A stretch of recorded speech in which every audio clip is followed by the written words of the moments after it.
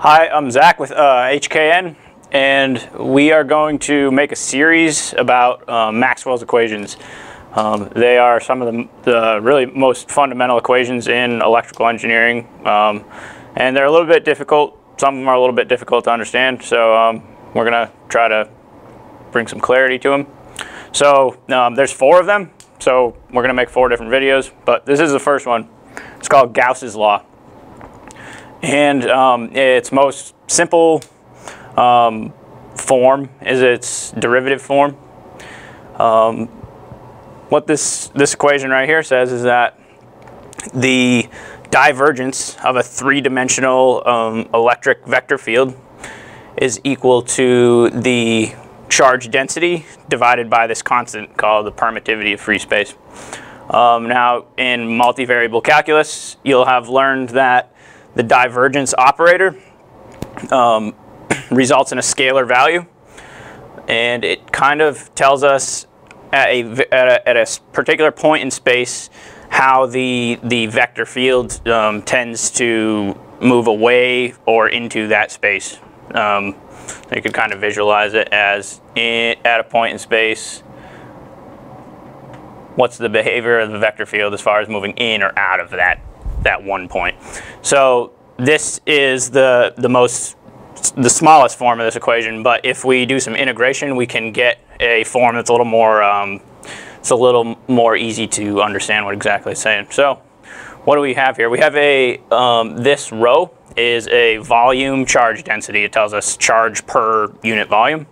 So let's integrate over a volume, 3-dimensional volume. What that results in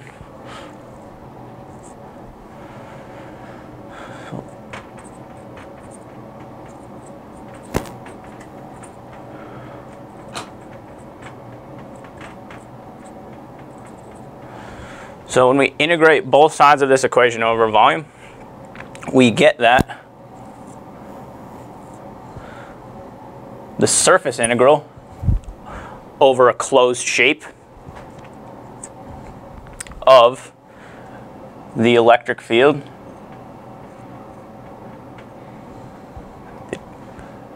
the dot product of the electric field with a differential area. That is this side of this equation integrated over volume. And we'll have, so we have a charge volume density, right? And that will become integrated over volume, Q. And the constant stays there. Now that little Q enclosed is the total charge enclosed by this closed surface, right? So this form of this equation, it's really the same equation, but this one's a little more, we can draw some pictures and kind of understand a little bit more what it means. So what this is saying is that if we have some arbitrary shape, this is a 3-dimensional closed surface.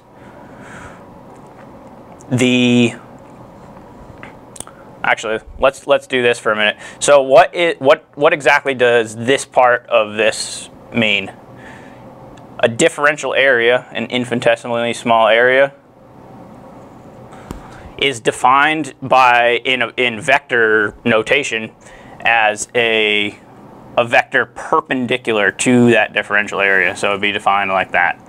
This would be the vector dA. So when we take the dot product of E and dA, let's say E looks like that in that particular spot on the surface. We're taking we know the dot product of 2 vectors kind of tells us how parallel those 2 vectors are. So this is asking really how perpendicular to our surface is the electric field. So when we integrate over the entire surface, we get what's called, both of these, we get what's called the electric flux. And that's how much of the electric field is moving out of this surface. So we would have, say, we drew our little differential area right there, have an electric field moving out. And we took all these little differential areas, dotted them with the electric field, and then summed them all up. That's what the integration is. So that gives us a little bit of intuition about what this is saying. So we added up all the parts of the electric field perpendicular to the surface. And really that's all there is to it, but we'll do an example to show some mathematical concept here. So this is the integral form of Gauss's law.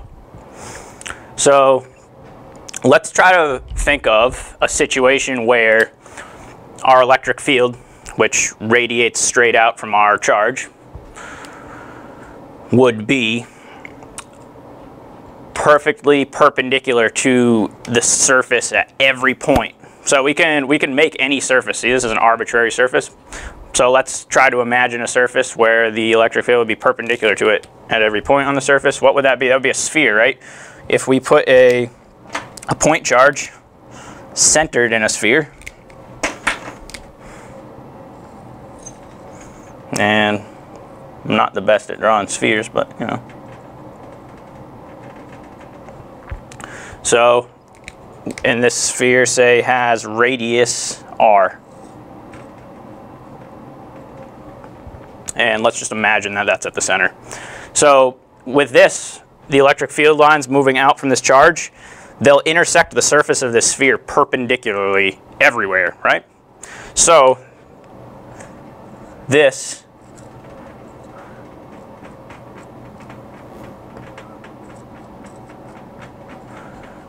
becomes, this dot product is always just E multiplied with dA everywhere. This becomes E times A, right? And what does Gauss's law say? For any arbitrary surface, this integral is equal to the Q enclosed by the surface over this epsilon naught. Now this little pink dot here is a point charge Q, right? So we set this equal to our point charge Q, which is the only charge enclosed by the sphere, over epsilon naught. And so we know from geometry the surface area of a sphere. What is the surface area of a sphere? It's A equals 4 pi r squared. So we can sub that in here. What do we get when we do that? We get that E times 4 pi r squared is equal to our point charge Q over epsilon naught. And this is still a vector. Let's divide by 4 pi r squared. We'll get that E is equal to Q over 4 pi epsilon naught r squared. And now 4 and pi and epsilon naught are all constants. So we'll pull 1 over 4 pi epsilon naught out. And I don't know, you'll see different books will call it different things, but I think a lot of times it's called K is equal, yeah, K times Q over r squared. And that, you'll find this equation in your physics book maybe for the electric field at distance r due to a point charge Q, right? So, and that's really how it's derived. It's derived using Gauss's law. And there's other derivations we can make with infinite lines of charge, infinite sheets of charge, but they all really come from this fundamental law right here. So that's the first law. Next week we'll make a video about Gauss's law for magnetic fields. All right, thank you very much.